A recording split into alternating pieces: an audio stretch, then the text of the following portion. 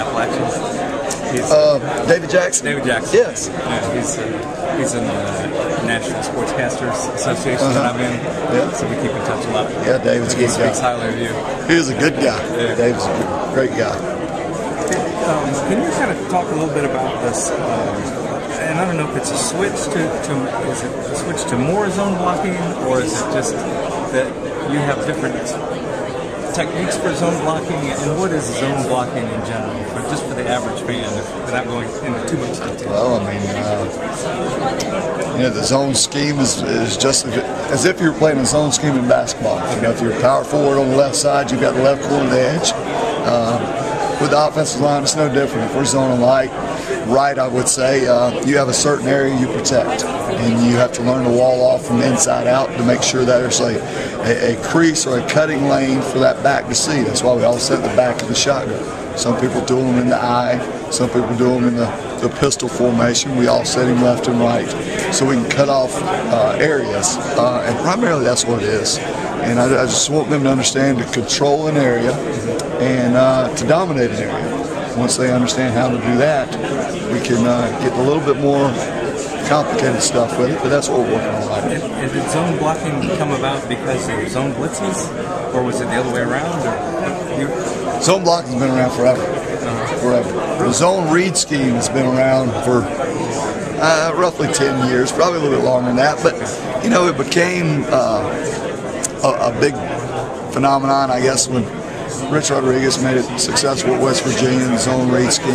He did it a little bit when he was at Clemson, and you know, it's been around for a long time. People are just finding more ways to do it. You know, there's all kinds of ways. It went to the gun, then it went to the pistol that Nevada runs. So it's always been around.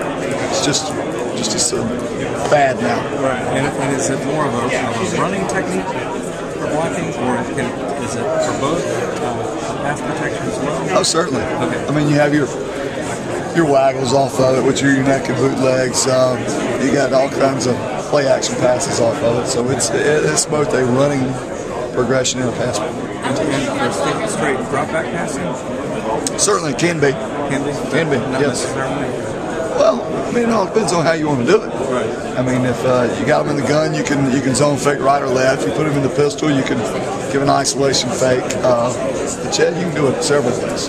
And as I understand it, that Steve Spurrier's offenses have not used it for the most part throughout his career. Is that because of his passing game, or what's the reason behind I think every successful coach has a successful formula, and you know, if it continues to work, why change it? Right. Coach Spurrier's been really successful with, you know, running the draw pass, and it's a great combination. It's a big part of what we're doing right now. I don't know. It's just something he's been doing successful and didn't want to change.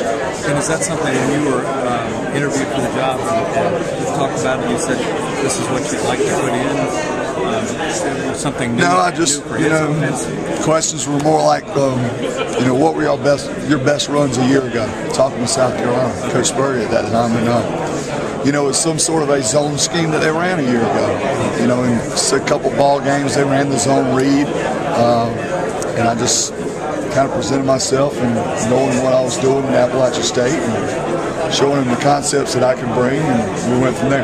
And did you sense right away that he bought into that and said, okay, this is what we need to do? Otherwise, he would have hired you? No, I did not. You know, I came in with no expectations. I really didn't. I just said go in there and try not to stumble all over yourself. I mean, you're talking to a legend, and I think I did a pretty good job. So I'm here. Have you sensed then, even getting on the field, that he's accepting that they're going to? You know, that's something you gotta ask Coach Spurrier. I don't want to, you know, say something, but we're working on it. We're working on the zone game and doing a pretty good job with it. So if we're successful in practice, I'm sure it's going to carry over into the game. Thank you. Thank you. Appreciate it. Just wanted to. We talked to some of your offensive linemen after practice. Every one of them said, Coach Elliott, he'll kick you in the butt, and then he'll pat you on the butt and encourage you. Talk a little bit about your motivation style and kind of get into that with how you keep your players motivated through both through positive reinforcement? Anytime I'm recruiting a player, I'm going to be right up front with them. I said there's going to be days where you're not going to like me very much, and there's going to be days where I don't like you very much. I said, and vice versa, there's going to be days where I love you, and same thing with you to me. I just want them to understand it's not about all the bad. Some people, they just focus on the negative all the time. And I think you've got to do it two ways. You got to let them know the good, and you got to let them know the bad. And I think you got to do it exactly the way you do, one or the other.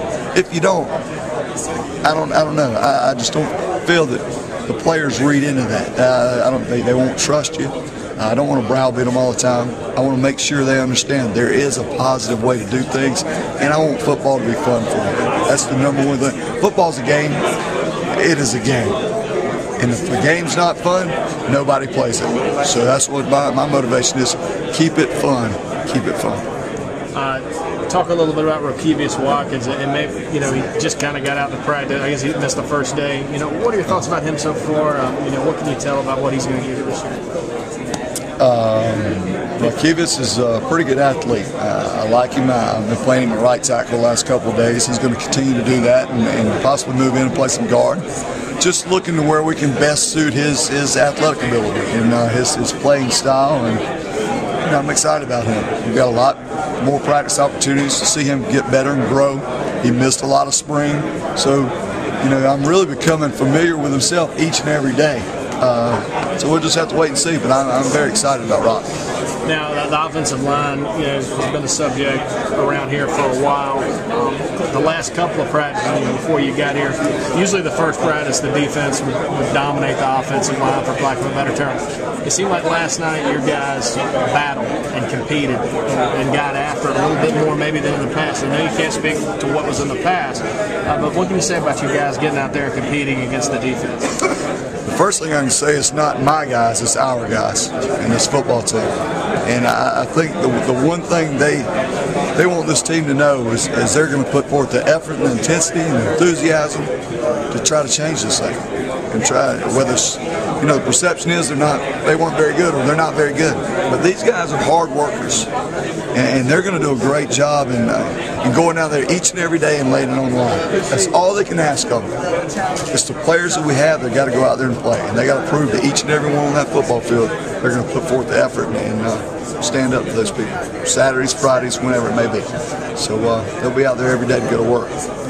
Whether they get it done or not, but they're going to give the effort.